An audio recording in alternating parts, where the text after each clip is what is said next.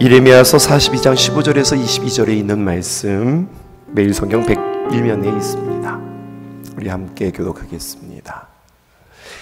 너희 유다의 남은 자여, 이제 여호와의 말씀을 들으라. 만군의 여호와 이스라엘의 하나님께서 이와 같이 말씀하시되, 너희가 만일 애굽에 들어가서 거기에 살기로 고집하면 너희가 두려워하는 칼이 애굽 땅으로 따라가서 너희에게 미칠 것이요, 너희가 두려워하는 기근이 애굽으로 급히 따라가서 너희에게 임하리니 너희가 거기에서 죽을 것이라. 무릇 애굽으로 들어가서 거기에서 머물러 살기로 고집하는 모든 사람은 이와 같이 되리니 곧 칼과 기근과 전염병에 죽을 것인즉 내가 그들에게 내리는 재난을 벗어나서 남을 자 없으리라. 만군의 여호와 이스라엘의 하나님께서 이와 같이 말씀하시되, 나의 노여움과 분을 예루살렘 주민에게 부은 것 같이 너희가 애굽에 이를 때 나의 분을 너희에게 부으리니 너희가 가증함과 놀램과 저주와 치욕거리가 될 것이라. 너희가 다시는 이 땅을 보지 못하리라 하시도다. 유다의 남은 자들아, 여호와께서 너희를 두고 하신 말씀에 너희는 애굽으로 가지 말라 하셨고 나도 오늘 너희에게 경고한 것을 너희는 분명히 알라. 너희가 나를 너희 하나님 여호와께 보내며 이르기를, 우리를 위하여 우리 하나님 여호와께 기도하고 우리 하나님 여호와께서 말씀하신 대로 우리에게 전하라. 우리가 그대로 행하리라 하여 너희 마음을 속였느니라. 너희 하나님 여호와께서 나를 보내사 너희에게 명하신 말씀을 내가 오늘 너희에게 전하였어도 너희가 너희 하나님 여호와의 목소리를 도무지 순종하지 아니하였은즉 너희가 가서 머물려고 하는 곳에서 칼과 기근과 전염병에 죽을 줄 분명히 알지니라. 아멘. 8월 첫날에 주신 하나님의 귀한 말씀, 우리 손을 얹고 이 시간 기도하겠습니다. 아버지 하나님, 순종의 다짐이나 고백으로 순종의 삶을 대신하지 않도록 주님 도와주시기 원합니다. 다짐이나 고백이 아닌 주님의 귀한 말씀을 삶으로 그 순종이 표현되어질 수 있기를 원합니다. 우리의 삶 속에서 얼마나 많은 다짐들이 있을까요? 우리의 삶 속에서 얼마나 많은 각오들이 있을까요? 그러나 다짐과 각오가 거기에서 멈추는 것이 아니라 우리의 눈과 우리의 손과 우리의 발과 우리의 선택으로 한 걸음 더 나아갈 수 있도록 그렇게 주님의 귀한 말씀을 구체적으로 살아내는 8월 한 달로 주님 삼으소서. 예수님의 이름으로 간절히 기도합니다. 아멘.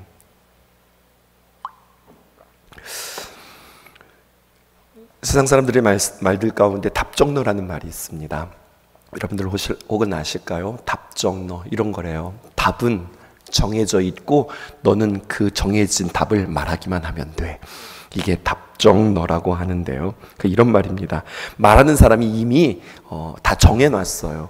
말하는 사람이 이미 답을 다 생각하고 있단 말입니다. 그리고 정한 말을 듣는 사람이 대답할 수 있도록 유도하거나 강요하는 것, 그것을 답정너라고 그렇게 이야기한다고 그래요. 그러니까 뭐 다 정해놓고서 뭐 물어보기를 뭘 물어봐, 그런 거죠. 여보, 뭐 먹고 싶어? 아니, 당신 다 정해놓고 뭘 그렇게 물어봐. 당신 먹고 싶은 거 먹어. 뭐 그런 이야기 아닐까요? 그런데 여러분, 요한안의 일행과 유다 백성들이 이미 답정너입니다. 답을 다 정해놨어요. 어떻게 정해놓았느냐? 자신들의 도피처로 애굽을 정해놨어요. 마음은 그렇게 정했는데 하나님 앞에서 말은 그렇게 하지 않았어요. 무엇이라도 말씀하십시오. 하나님께서 말씀하시면 우리가 듣겠습니다. 어떤 말씀이든 우리에게 들려주시면 우리는 그 말씀대로 순종하리이다. 예레미야를 통해서 우리에게 말씀하십시오라고 그들은 하나님께서 우리에게 뭐라고 말씀하시는지 듣기를 원했다고요. 그리고 예레미야를 통하여서 말을 전했어요. 들었는데 자신들이 원하는 대답이 아니었던 거죠. 그랬더니 그들은 오늘 어떻게 합니까? 고집 부리는 이야기가 성경에 기록되어져 있습니다. 이미 그들은 애굽, 이집트로 내려갈 생각을 하고 있어요. 선택한 이유는 그곳에는 전쟁이 없을 것 같은 거예요. 애굽에서 전쟁이 일어났다고 하는 소식을 자신들은 들어본 적이 없어요. 또 그곳은 풍요로운 땅입니다. 또 문화가 발달한 곳입니다. 무엇 하나 부족할 것이 없는 곳이기에 애굽만이 정답이다. 그들은 그렇게 생각했던 것 같아요. 하지만 여러분, 대단한 착각이에요. 전쟁과 평화, 그게 다 어디에 있습니까? 하나님 손에 있는 거예요. 전쟁도 하나님 손에 있는 거고 평화도 하나님 손에 있는 겁니다. 어디를 가면 좋을 것이다. 어디를 가면 평화로울 것이다. 어디로 가면 어려울 것이다. 여러분, 장소가 중요한 것이 아니라 하나님 손 안에 있느냐, 하나님 손 밖에 있느냐, 이것이 중요한 것이죠. 하나님은 어떤 분이십니까? 통치하시고 다스리시는 분이세요. 그리고 불순종하는 자들에게는 그곳이 이집트든 애굽이든, 이집트가 애굽이죠. 애굽이든 남유다든 혹은 바벨론이든 장소가 중요한 게 아니라 주님이 다스리시면 그 땅은 풍요로운 땅이 된다. 주님이 함께 하시면 결국 하나님께서 이루신다. 이것들을 그들은 지금 깨닫지 못하고 있는 겁니다. 도리어 칼과 기근과 전염병 그리고 재난이 난무하는 그 애굽 땅이 당장에는 그렇게 되어지지 않자 그곳으로 가겠다고, 거기서 살겠다고 그들은 지금 다짐하고 있는 겁니다. 예레미야는 다시 한번 그들을 사랑하는 마음으로 애굽에 내려가면 그들이 당할 심판에 대해서 15절에서 18절 우리에게 이렇게 이야기하고 있습니다. 중요한 표현이기에 우리는 함께 다시 한번 교독해 볼게요. 15절에서 18절입니다. 너희 유다의 남은 자여, 이제 여호와의 말씀을 들으라. 만군의 여호와 이스라엘의 하나님께서 이와 같이 말씀하시되 너희가 만일 애굽에 들어가서, 그 다음에 밑줄 쳐보실까요? 거기에 살기로 고집하면, 16절입니다. 너희에게 미칠 것이요 너희가 두려워하는 기근이 애굽으로 급히 따라가서 너희에게 임하리니 너희가 거기에서 죽을 것이라. 17절입니다. 무릇 애굽으로 들어가서 거기에 머물러 살기로 고집하는, 여러분 고집한다 또 기록되어져 있죠. 밑줄 쳐보실까요? 애굽으로 들어가서 거기에 머물러 살기로 고집하는 모든 사람들은 이와 같이들이니 곧 칼과 기근과 전염병에 죽을 것인즉 내가 그들에게 내리는 재난을 벗어나서 남을 자 없으리라. 18절. 만군의 여호와 이스라엘의 하나님께서 이와 같이 말씀하시되 나의 노여움과 분을 예루살렘 주민에게 부은 것 같이 너희가 애굽에 이를 때 나의 분을 너희에게 부으리니 너희가 가증함과 놀램과 저주와 치욕거리가 될 것이라. 너희가 다시는 이 땅을 보지 못하리라 하시도다. 여러분, 살아가면서 고집 없는 사람 혹시 본 적 있으세요? 사람이 고집이 없다. 고집은 다 있는 것 같아요. 그런데 중요한 것은 그 고집이, 때로는 고집이 중요한 거거든요. 하나님께로부터 나온 고집이냐 아니면 나에게서 나온 고집이냐, 이것은 너무나도 중요한 것 같아요. 신앙이라고 하는 것은 또 다른 말로 고집이라고 표현할 수 있겠습니다. 어떤 고집인가? 하나님께로부터 난 그 고집, 그 가치, 그 말씀을 내가 무엇 하나라도 양보하지 않는 거예요.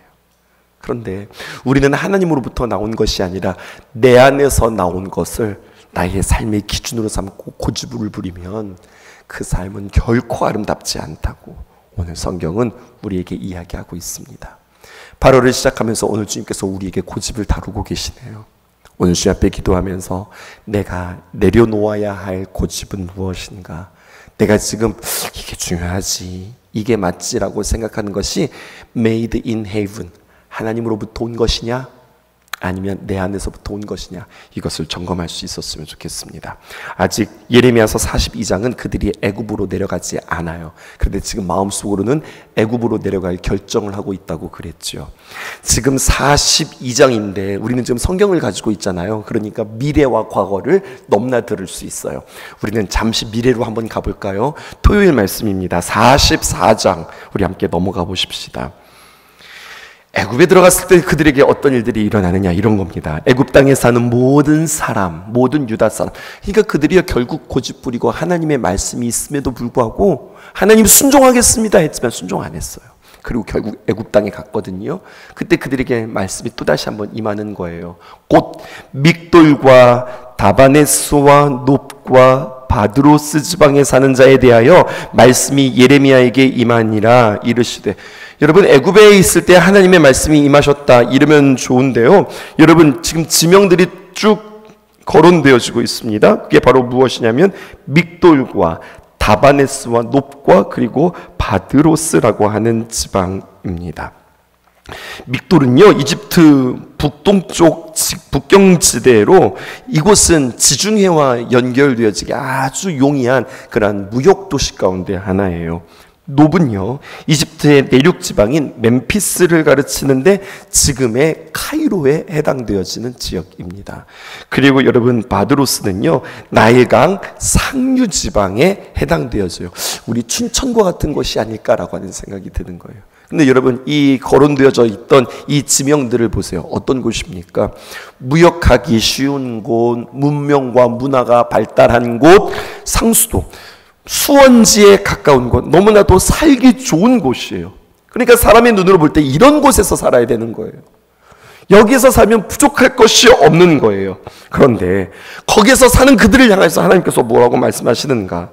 이렇게 이야기하는 겁니다. 지금 그 자리에 유다 백성들이 자리 잡고 살고 있었거든요.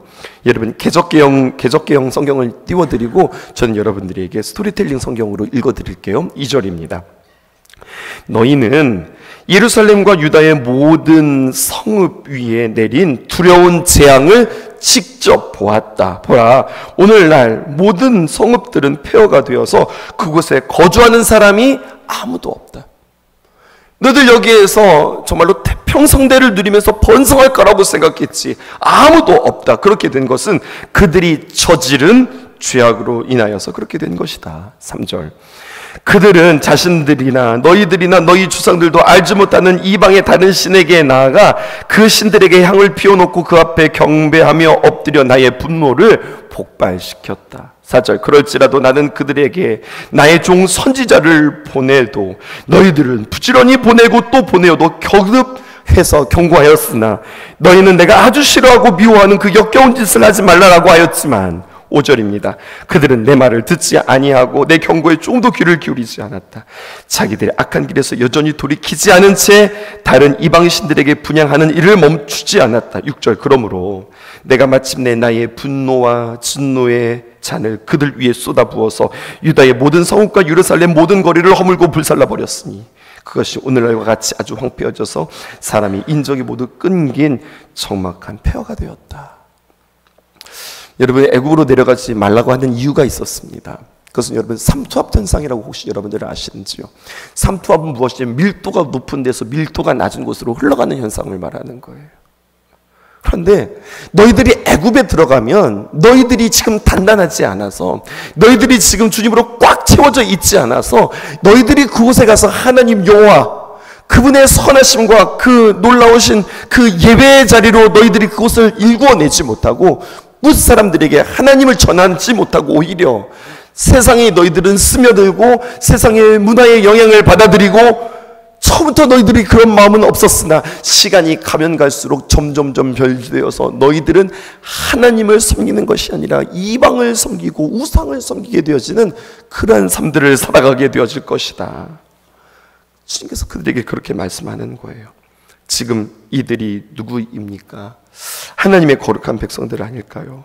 그럼에도 불구하고 하나님의 귀한 말씀을 듣지 아니하고 자신들이 지금 고집 부리는 이야기가 성경에 기록되어져 있어요.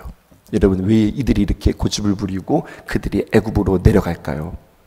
주일날 여러분들과 함께 나눈 말씀처럼 이들이 믿음이 없어서가 아니라 믿음이 너무나도 좋아서 그래요. 이들이 믿음이 있어서 그렇습니다. 어떤 믿음입니까? 나를 위해서 가장 좋은 것을 예비하시는 하나님을 믿는 믿음이 아니라 내가 하나님보다 더 뛰어나고 내 판단이 낫다고 하는 내 자신을 믿는 그 믿음으로 그들은 선택하고 그들은 움직이고 있는 거예요. 성경은 여러 가지 많은 인생의 이야기들을 우리에게 들려주면서 그냥 어떤 정보나 이론을 우리에게 이야기하는 것이 아니라 성경에 수많은 사람들이 등장하고 수많은 사람들의 삶의 이야기가 기록되어져 있는데 신기하지 않아요? 여러분, 이 성경의 이야기, 구약은 기원 전 이야기잖아요. 몇천 년 전에 있었던 그들의 삶의 이야기인데 그들의 삶이나 지금 우리의 삶이나 별반 다를 바가 없어요. 그 당시에 부부간의 갈등과 오늘날의 부부간의 갈등이 다르지 않아요. 그 당시에 살았던 사람들의 고집이나 오늘날 우리가 살아갔던 사람들의 고집이나 다르지 않아요. 그래서 성경은 너무나도 지혜롭게 우리에게 어떤 이론과 정보들을 주는 것이 아니라 삶의 이야기를 우리에게 들려줍니다. 옛날에 사람들이 이렇게 살았어. 그들이 이렇게 살아가는 삶 속에 하나님이 그들의 삶 속에 이렇게 개입했어. 근데 그들의 이야기들을 보면 꼭 우리의 이야기와 같거든요. 그래서 성경은 우리에게 그 당시 살았던 삶의 이야기들을 우리에게 많은 이야기들을 반복하면서 우리에게 들려주는데, 창세기에 보면 이런 말씀이 있습니다. 세상의 가치를 따라, 보이는 것에 따라, 또 풍성한 양식에 따라 기름진 땅으로, 여러분 딱 보니까 그 땅은 애굽과 같았고 그 땅은 정말로 에덴 동산과 같았다라고 하는, 여러분 소돔과 고모라를 선택했던 롯의 이야기를 생각해 보십시오. 눈에 보기에 참 좋았던 땅입니다. 하지만 그 땅은 좋은 땅이 아니었던 거예요. 왜? 하나님의 다스림과 하나님의 질서와 하나님의 통치가 없었으니까. 눈에 볼 때는 정말 부족함이 없는 거였거든요. 근데 그게 중요한 게 아니었어요. 그곳은 뭐가 없었어요? 하나님의 다스림이 없었어요. 반면에 아브라함 보세요. 거꾸로 가고 있어요. 메소포타미아 지방에서 말입니다. 티그리스 유프라테스 강이 만나는 그 비옥한 그 땅에서 그 땅을 버리고 오히려 척박한 가나안 땅으로 가기로 결심합니다. 이건 바보 같은 짓인 거예요. 그런데 그는 그렇게 선택합니다. 왜 그렇게 선택할까요? 하나님께서 주셨던 말씀을 들었기 때문에 그는 그렇게 움직입니다. 참 힘들었어요. 그렇게 선택했는데 그의 길들이 비단길과 같고 그리고 고속도로처럼 대로가 열리는 것이 아니라 그렇게 선택했는데 그의 삶은 참 고단했어요. 그런데 하나님 그 고단한 삶을 통해서 결국 그를 믿음의 조상으로 세우시는 이야기가 성경에 기록되어져 있어요. 우리가 사무엘서 보고 있지 않아요? 여러분, 사람을 두려워하고 하나님의 때와 하나님의 뜻을 저버린 사울은 결국 하나님의 마음을 아프게 하는 사람이 되어져요. 구약뿐일까요? 신약도 마찬가지예요. 사도 바울이 하나님 앞에 간절히 간구하며 기도합니다. 이건 누가 생각해도 그의 기도가 맞는 기도예요. 하나님, 내가 건강해야 하나님의 귀한 복음을 전할 수 있지 않을까요? 하나님, 나에게 건강을 주세요. 내가 가지고 있는 병이 그냥 시름시름 앓는 병이 아니라 참 추한 병이에요. 생각을 해보세요. 말씀을 전하다가 갑자기 간질로 말씀을 전하는 자가 푹 쓰러져서 막 거품을 흘리고 그리고 막 온 몸에 경련을 일으키니 사람들이 너나 잘 믿어, 너나 건강해, 누구한테 와가지고 무슨 말씀을 전하는 거야? 하나님의 영광이 지금 가리웁니다. 내가 이러면서 누구를 고치겠다고 지금 그렇게 하나님 말씀을 전할까요? 주님, 원하오니 하나님 나의 병을 고쳐주세요. 내가 원하는 것이 아니라 하나님의 영광이 가리기 때문입니다. 틀린 말 아니잖아요. 그런데 그런 그에게 하나님께서 말씀하세요. 뭐라고 말씀하세요? 내 은혜가 내게 족하다. 여러분, 이것은 하나님의 응답이 상처입니다. 하나님 고쳐주세요. 그래, 됐어, 내가 너한테 준 게 충분해, 이렇게 말씀은 하나님 앞에 얼마나 상처가 될까요? 그런데 보세요, 그때 그는 믿음이 발휘되었습니다. 자신 안에 있는 고집이 발휘되어지는 게 아니라 믿음이 발휘되었습니다. 하나님께 내가 원치 않는 기도의 응답을 받았다, 이것도 기도의 응답이다 라고 그는 믿고요, 나보다 나를 잘 아시는 하나님이 어련히 좋은 것 주시지 않았을까, 그것들을 자신의 육신의 가시로 받아들여요. 말은 멋있어요. 여러분, 육신의 가시로 삼고 그들은 한평생 살았다. 말은 멋있어요. 근데 여러분, 이것이 현실이라고 생각해 보세요. 얼마나 고단하고 얼마나 아프고 그로 하여금 얼마나 참 비참한 삶을 살아가게 했을까요? 그런데 그는 나중에 정말로 그 입술로 진지하게 고백하게 되었습니다. 이런 나의 육체의 가시가, 나의 약함이 더 하나님을 의지할 수 있는 통로가 되었다. 이것이야말로 하나님의 지혜였다. 그가 고백하지 않아요? 마찬가지입니다. 자신의 부족함이 오히려 하나님의 부요를 드러내는 영광된 인생을 살아가는 그 사도 바울의 이야기, 또 아브라함의 이야기, 또 역행했던 룻의 이야기를 여러분들과 함께 들려드리면서 분명 그러할 것이기에 하나님의 말씀을 전하는 예레미야는 요한한 일행과 그리고 유다 백성들에게 그들이 약속한 대로 하나님의 말씀에 따라, 너희들 뭐라고 이야기했어? 하나님 말씀하면 그 말씀에 순종한다고 그러지 않았어? 그 말씀대로 살아! 이것을 그들에게 전합니다. 하지만 19절에서 21절에 보면 애초부터 그들은 순종할 마음이 없었던 기도 요청이었음을 보게 되어집니다. 예레미야 선지자는요, 요한한 일행과 그리고 유다 백성들이 하나님의 말씀에 불순종할 것을 어쩌면 그는 감지했을런지도 모르겠어요. 왜냐하면 사람이 그렇잖아요. 딱 말씀을 듣는 태도만 보더라도, 그들의 눈빛만 보더라도 야, 이거 순종하겠다, 그냥 말만 듣는 거지 이미 마음으로는 결정되었다, 다 드러나는 거잖아요. 어쩌나 하나님께서 예레미야에게 가르쳐 주셨을런지도 모르겠습니다. 어쨌든 요한한 일행과 유다 백성들은 주님의 응답이 좋든지 나쁘든지 하나님 개의치 않고 주님 말씀해 주시면 우리가 순종하겠습니다. 저는요, 처음에 그 이야기를 할 때 너무 설레었거든요. 야, 어떻게 이들이 이렇게 대답할 수 있을까? 요한은 정말로 대단하다. 그의 총독이요, 저 이스마엘 보통 사람이 아닙니다. 조심하셔야 됩니다. 라고 그렇게 그에게 분별시켜 줬던 그는 자신의 삶도 분별할 줄 아는구나. 야, 소망이 있다, 기대가 있다, 하나님의 말씀에 순종하려고 하니 야, 참 좋다라고 생각했는데, 여러분, 말만 그랬던 거예요. 우리도 충분히 그럴 수 있어요. 기도할게요, 기도하면 되죠 라고 우리가 그렇게 이야기하고, 기도하고 결정하겠습니다, 내가 한번 기도해보고 하나님 뭐라고 말씀하시는지 기도해보고 결정하겠습니다 라고는 이야기하지만, 말은 멋있잖아요. 하지만 정말 우리가 기도하는지, 정말로 모든 나의 생각들을 백지장처럼 내려놓고 정말 하나님 내가 어떻게 해야 될까요? 하나님 앞에 기도하는지. 기도를 하는데 아무런 응답이 없어요. 응답이 없네, 그냥 내가 해야 되겠다.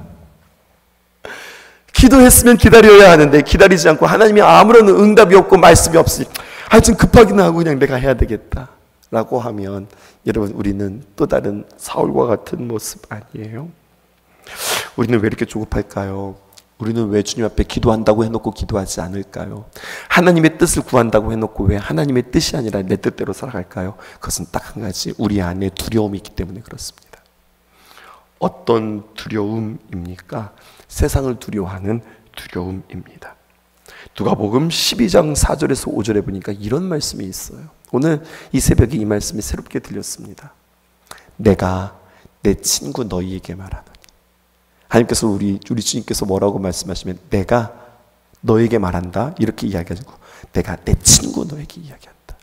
내가 참 사랑하는 친구, 내가 가까운 친구, 내가 너를 정말로 소중하게 친구로 여기며 내가 친구니까 내가 이야기해 줄게. 주께서 이렇게 말씀하시는 거예요.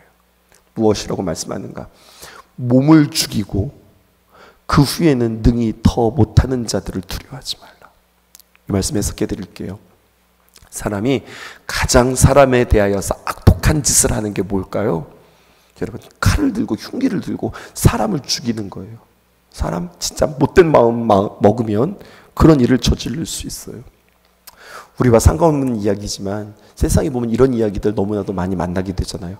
얼마나 못된 마음을 가졌으면 세상에 흉기를 들고 사람을 죽여요. 근데 여러분, 사람이 할 수 있는 건 여기까지예요. 사람에 대해서 가장 못된 짓을 하는 것은 그렇게 사람을 죽이고 그보다 더 못된 짓을 할 수 있는 거 있겠어요? 근데 다시 한번 띄워주실까요? 그 후에는 능히 더 못하는 자들. 사람 죽이고 그 다음 뭐 할 수 있는 거 있어? 그 다음에 그 어떤 것도 할 수 없어. 이게 바로 사람이야. 근데 너희들은 그 사람을 두려워하는 거야? 주님께서 우리에게 말씀하는 거죠. 그러면서 5절입니다. 이렇게 말씀하고 있어요. 마땅히 두려워할 자를 내가 너희에게 보이리니. 진짜 두려워할 사람이 있어. 진짜 두려워할 존재가 있어. 그는 누구냐? 곧 죽인 후에 또한 지옥에 던져넣는 권세 있는 그를 두려워해라. 사람 두려워하는 게 아니라 하나님은 어떻게 되는 줄 알아?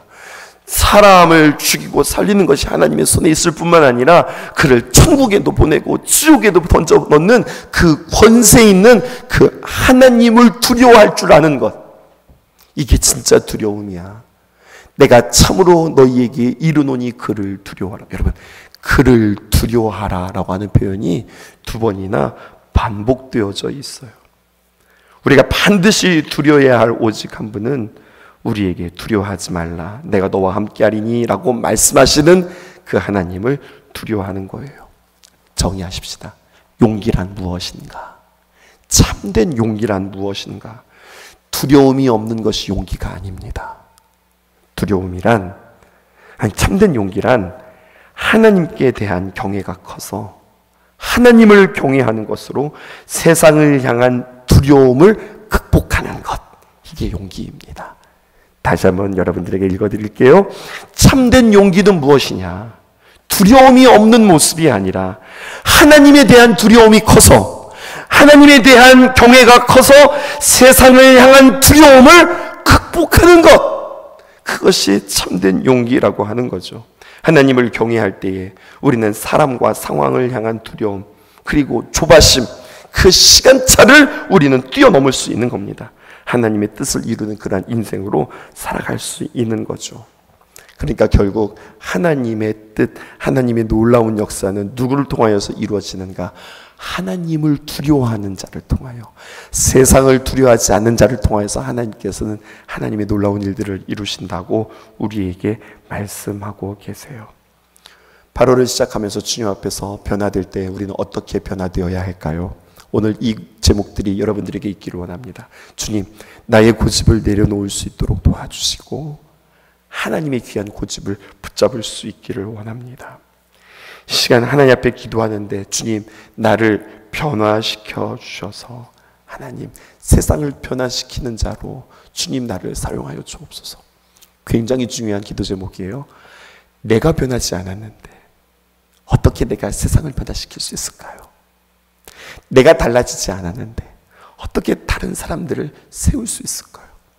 교사 선생님들, 오늘도 우리 아이들과 함께 수련회에 들어가게 되어지는데 너무너무나 중요한 사실은 아이들을 위해서 열심히만 기도할 것이 아니라, 그거 아시죠? 하나님의 지혜가 어디 있냐면 그렇게 아이들을 가르치는 것을 통하여서 어느새 나도 모르게 내 믿음이 자라고 있는 거예요.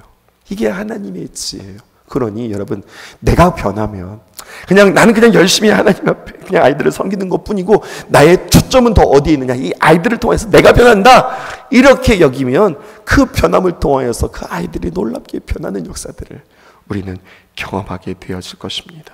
그러므로 8월을 시작하면서 하나님, 내가 주님 안에서 변화되어 줌으로 말미암아 세상을 변화시키게 하여 주옵소서. 마지막 한 가지 더, 하나님, 나는 사람 두려워하는 자가 아니라 하나님을 두려워할 수 있기를 원합니다. 하나님의 말씀이 틀리지 않습니다. 내 말은 틀립니다. 하나님의 마음은 변하지 않습니다. 내 마음은 변합니다. 이것을 기억하며 주님 앞에 나아가는 저와 여러분 되기를 주님의 이름으로 축복합니다.